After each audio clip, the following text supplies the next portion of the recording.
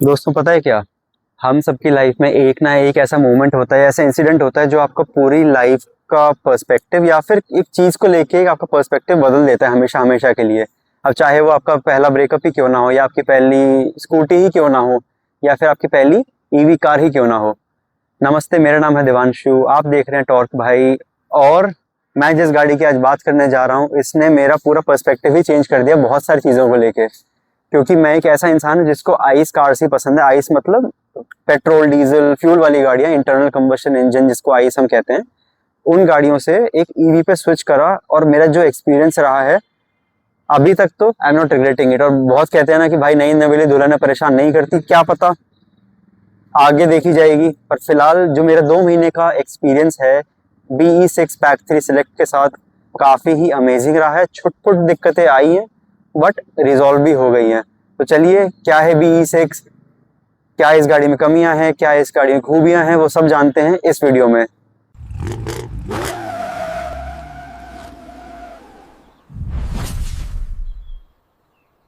सो hi guys, मैं आपका torque भाई। ये नाम ना, पहले सब बातें एक तरफ, ये नाम कैसे रखा गया, मैंने कम से कम 10-15 नाम अच्छे सोचे, उसमें से ये नाम पता नहीं कहाँ से घुसा, पर्चियां बनाई डाली। मैं कहा आज तो भाई किस्मत के भरोसे छोड़ते हैं, किस्मत ने ये नाम दिया तो अब यही नाम सही। बट एनीवे, मैं बैठा हूँ पैक 3 सेलेक्ट में। जैसा मैंने कहा, ये variant I think 5 variant total आते हैं इसके। एक छठा वेरिएंट है जो स्पेशल एडिशन है बैटमैन वाला, तो ये टॉप से एक नीचे है। अभी टोटल जो वेरिएंट्स हैं वो है pack 1, pack 1 above, pack 2, pack 3 select और पैक 3। तो ये जो पर्टिकुलर वेरिएंट है मैंने क्यों लिया, क्या मेरा ओनरशिप एक्सपीरियंस रहा, वो सारी चीज़ें मैं इस वीडियो में कवर करूंगा। क्योंकि जिस टाइम पे मैंने ये गाड़ी ली थी, मुझे कोई वीडियो, प्रॉपर वीडियो नहीं मिली थी कि मैं अपना माइंड मेकअप कर पाऊँ ये गाड़ी लेनी है या नहीं लेनी है। तो मेरा फर्रा है मेरे पास आज एक, क्योंकि I don't want to miss out on any important points. But मैं इसमें क्या क्या कवर करने वाला हूँ वीडियो में, कि why EV and why this particular EV, मेरी रिसर्च क्या रही इसके पीछे, मेरी थिंकिंग क्या रही इसके पीछे, और क्या मैंने बाकी कौन कौन सी गाड़ियाँ और चेक करी थी जो मार्केट में, not only EVs but ICE cars भी मैंने बहुत देखी थी। क्योंकि as I mentioned earlier, I think कि मुझे सिर्फ और सिर्फ आइस कार से समझ में आते हैं जो आपके पेट्रोल डीजल गाड़ियां होती हैं। मेरे पास एक पेट्रोल कार थी, एक डीजल कार थी, एक मेरी पोलो थी, एक ब्रेजा है। इससे पहले भी काफ़ी गाड़ियां रही हैं, काफ़ी गाड़ियां चलाई हैं। तो मैं थोड़ा ओल्ड स्कूल समझ लो। तो मैंने क्यों ये गाड़ी सिलेक्ट करी, उसका रीज़न, और उसके बाद सेल्स का एक्सपीरियंस, सर्विस एक्सपीरियंस। सर्विस हालांकि कल होनी है इसकी, तो उस पॉइंट को मैं क्रॉस कर देता हूँ। कल पहली सर्विस है इस गाड़ी की। और फिर ड्राइविंग, सस्पेंशन, टायर्स, बाकी ना हैंडलिंग कैसे, फीचर्स कैसे हैं, are they actually worth it, should I upgrade to, मतलब should I upgraded to pack 3, या फिर पैक 2 ही सही था। क्योंकि पैक 2 में 79 किलो वाट आवर की बैटरी भी आती है, जो कि इसकी बैटरी से बड़ी है। 59 किलो वाट आवर की बैटरी है, और वो शायद से 50,000 या तकरीबन 70,000 सस्ती है इससे। ठीक है, सो वो सारी चीज़ें इसके बारे में मैं डिस्कस करूंगा। तो इससे पहले मैं स्टार्ट करूं, never quickly, I just see the first point. तो जैसा मैंने कहा, वाई एन ईवी, मैं आई थिंक 2 बार तो बोल ही चुका हूँ भाई, मुझे पेट्रोल कार्स ही पसंद थी। ईवी मेरे लिए सिर्फ एक मोबाइल फ़ोन जैसा, इसके टायर लगे हुए हैं, आप चार्ज करो, निकालो, ले जाओ, बैटरी जब तक चलेगी चलेगी। तो वो सारी चीज़ें। बट एक सब कुछ रीज़न, दुनिया भर के रीज़न आपको दे सकता हूँ मैं ईवी लेने के इस टाइम पे। बट एक जो सबसे main, I think pain in the S point, sorry for my language, सबसे जो एक मेन जो मोटिवेटर रहा मेरे लिए, that is E20 fuel, ethanol fuel. अगले साल डीजल में भी सरकार 5% आई थिंक कोई केमिकल मिलाने वाली बातें कर रहे हैं गडकरी साहब। अब क्या करें भाई, फैमिली बिजनेस भी चलना जरूरी है। बट मैंने, मेरे पास जो पोलो थी इसमें कोई इशू नहीं था बिल्कुल। आप सब मानोगे नहीं, 17-18 की एवरेज देती थी पोलो पेट्रोल में। हालांकि TSI इंजन नहीं था उसका, मैनुअल थी मेरे पास, हाईलाइन प्लस 2018 मॉडल। मैंने वॉक्सवैगन ग्रुप को ईमेल लिखा, उनका कॉल आया मेरे पास, उन्होंने फ़ोन पे सीधा कह दिया सर नहीं है कंपैटिबल। हाउएवर मैंने ईमेल पे सेम चीज़ रिटर्न में मांगी उनसे, तो उन्होंने मुझे कहा बहुत ही अच्छे डिप्लोमेटिक तरीके से, which I honestly like, and गुस्सा भी आया मेरे को, कि your car has not been tested with E20 fuel. ठीक है, तो that's their way of saying कि भाई नहीं है आपकी कार। तो मैंने तभी माइंड मेकअप कर लिया कि बेच देता हूँ उसको। थैंकफुली बेची मैंने, और अब बैन लग गया BS4 पे, क्योंकि BS4 थी।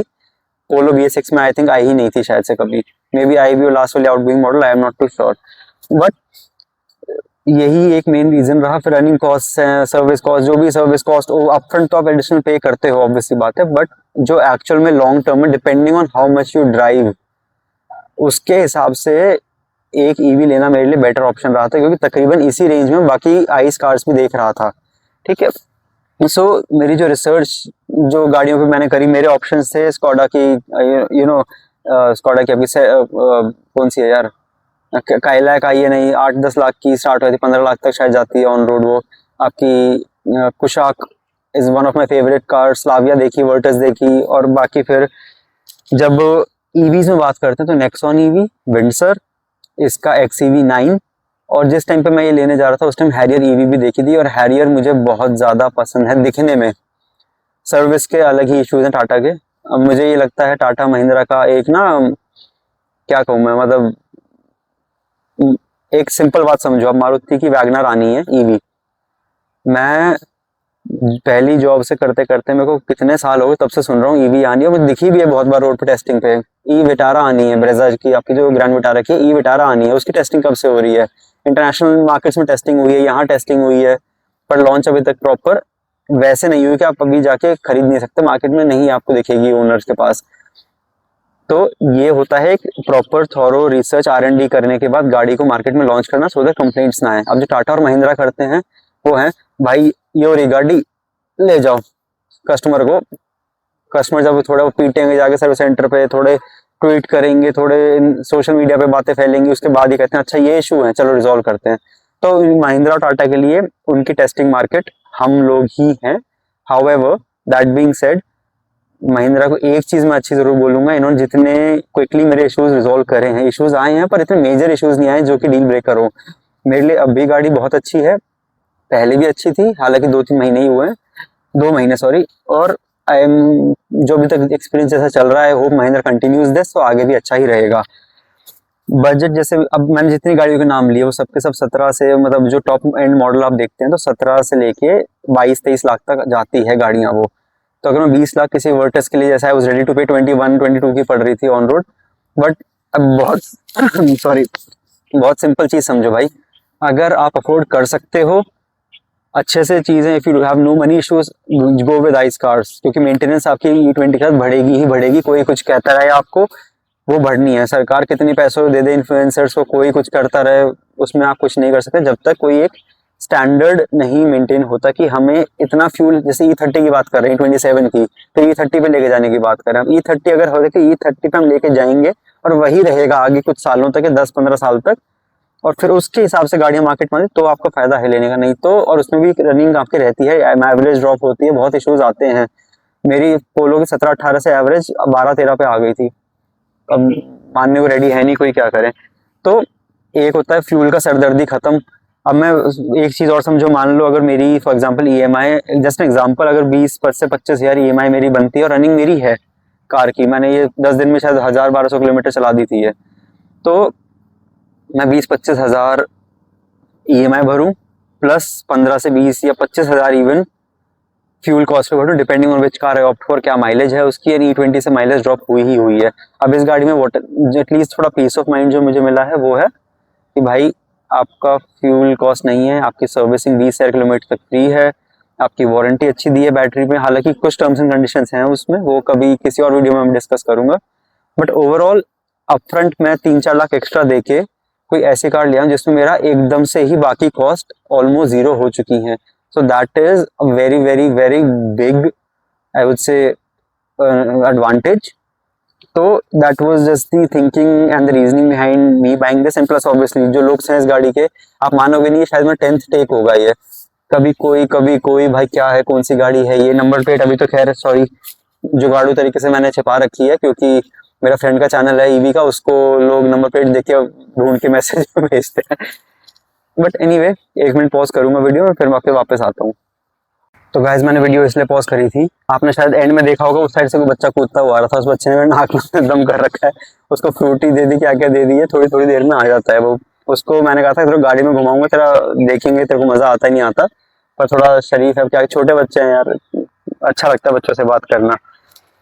बट रिसर्च का मैंने बता दिया, बजट का आपको मतलब बता दिया कि आइडिया लेके चला था मैं। देखो अगर आप 15 से नीचे ही गाड़ी ले रहे हो आपकी रनिंग इतनी नहीं है तो आप go for any ice cars, Tata की ईवी जो छुटपुट आप रेंज वाली है मत लेना, क्योंकि इवेंचुअली रेंज ड्रॉप होगी आगे ना आगे जा, कभी ना कभी तो रेंज ड्रॉप होएगी। बैटरी की आपकी जो स्टेट ऑफ हेल्थ होती है वो कम होती है। जैसे आईफोन में आपने देखा होगा 100 बैटरी की हेल्थ लिख के आती है, तो वही सेम टर्म्स एंड कंडीशन इसकी बैटरी पे एप्लीकेबल होती है। हालांकि 15 साल में 75% बैटरी हेल्थ इज एक्सेप्टेबल, उससे नीचे जाती है या फिर 10 साल में उनके कुछ कुछ वो उन्होंने बना रखे हैं ब्रैकेट्स, उससे कम जाती है दे replace the battery.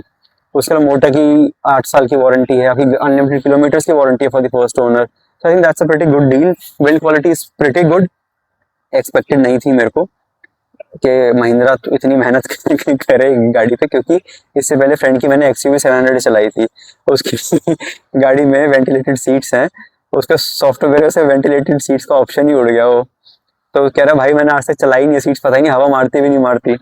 But anyway, तो मैंने ऑप्शंस का आपको बता दिया है। दूसरी चीज जो आती है सेल्स एक्सपीरियंस। मैंने जहाँ से गाड़ी ली थी वहाँ पर मिस्टर आशुतोष जी थे। ये भी फनी स्टोरी है, मैं अपने सोसाइटी में लिफ्ट में नीचे आया, मुझे कार्ड लगा मिला, उसी दिन सोच के गया था कि चलो ईवी देख के आते हैं महिंद्रा की, और किसी महिंद्रा में जो मिस्टर आशुतोष जी इनका नाम ले रहा हूँ उनका मुझे कार्ड मिला, मैंने उनको फोन करा और उन्हीं से आखिर में एंड ऑफ द डे उनसे ही गाड़ी मेरी परचेज हुई है। तो आप मतलब होना ही होता है ना, वो होती ही रहेगी चीज। ये मैंने शायद may be hopefully may be ज्यादा सोच रहा हूँ मैं, क्या करें। सर्विस एक्सपीरियंस जैसे मैंने बताया, कल पहली सर्विस होनी है इसकी। पहली सर्विस 2000 पे, दूसरी शायद 10,000 पे, तीसरी इसकी 20,000 किलोमीटर्स पे है। बीच में छुटपुट जो भी कंप्लेंट्स आती हैं आप वो जाके आराम से करवा सकते हो रिजॉल्व। तो अब जो सबसे मेन थिंग, जो मेन चीजें हैं इस गाड़ी के लिए, अंधेरा हो रहा है तो मैं थोड़ी जल्दी करूंगा, मच्छर आ रहे हैं, सारा नाक में घुस गया था अभी। बट जो ये जो गाड़ी है 59 किलोवाट आवर बैटरी है इसकी। इसकी BHP की बात करूँ 228 BHP है, जो 79 किलोवाट आती है उसमें 280 के आसपास की BHP है उसकी। टॉर्क सब में सेम है स्टैंडर्ड हर मॉडल में, which is 380 newton meter torque आपका। इसमें इलेक्ट्रिक स्टीयरिंग सब में, इससे नीचे मॉडल में सब में पैसिव सस्पेंशन होती है, जो कि आप नॉर्मल सस्पेंशन को कहते हैं। इसमें अडेप्टिव सस्पेंशन आती है। उसमें सिंपल चीज ये है कि आपके स्कैनर्स लगे हैं, कैमरा लगा है आगे, वो स्कैन करके सस्पेंशन एडजस्ट करती है गाड़ी की। बहुत जबरदस्त नहीं है पर अच्छी है, मतलब मेरा एक्सपीरियंस सही में अच्छा रहा है अभी तक। और उसके अलावा इसके टायर्स की बात करूं, इससे नीचे वालों में स्टाइलाइज्ड व्हील और पैक वन में व्हील कवर आते हैं। पैक 3 सेलेक्ट, पैक 3 में आपको प्रॉपर एलॉय व्हील्स मिलते हैं। हालांकि ये भी व्हील कवर ही जैसे दिखते हैं, to be very very honest.